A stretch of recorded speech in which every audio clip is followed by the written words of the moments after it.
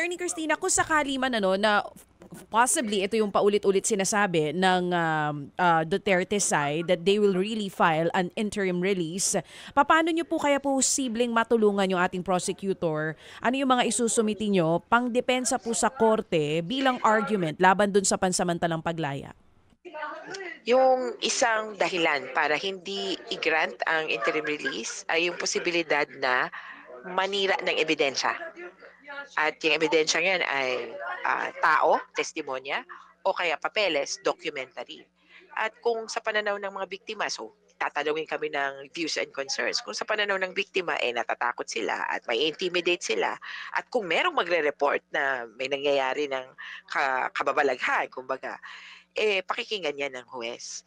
Kaya tingin namin well-placed ang mga biktima na mag-oppose dahil Mm. sila ang apektado. How would Mm. their interests be affected by an interim release? Okay. Opo, Para opo. ang lalabas dyan, makakakuha ba kayo ng hustisya? At pag sinabi ng biktima, parang hindi. Mm, mm, Parang nasa laula lang yung nangyari.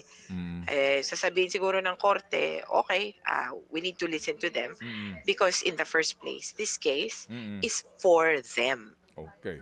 Sige po. Attorney, last na lang po Sige, sa sige, akin, go, go. bago pa ang aming mga balita.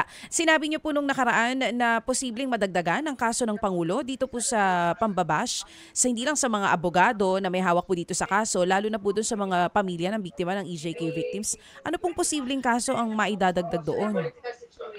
Yung Article 70 or offenses against the administration of justice, mas nakatuon dun sa intimidation ng witnesses or potential na witnesses. So, malay nyo, yung mga biktima ay potential witnesses. Second, yung intimidation and interference with the work of the court. Yung judges na parang pinipilit na, kumbaga, pumabor kay Duterte, pwedeng maging basihan. Kaya lang sabi nga namin, of course, kailangan mong iturol yun na si Duterte yan, plano niya yan, at ito ang naging kalakaran. Medyo long shot, I would admit, Mm, pero, well, worth a try. Kasi, naalala nyo, noong 2018, sinabihan na ni Duterte o pinagbantaan na niya na si Fatou Bensouda, yun yung klaseng pagbabanta for the court or any of its personnel to not do its job or to do its job improperly.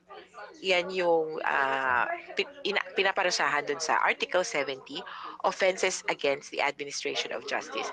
Pero sa pangkalahatan, of course, the court will not bow down or mm, bend mm. to their political exercises. Pero Opo. Mm. the fact itself that they are doing that could be wrong and should be penalized.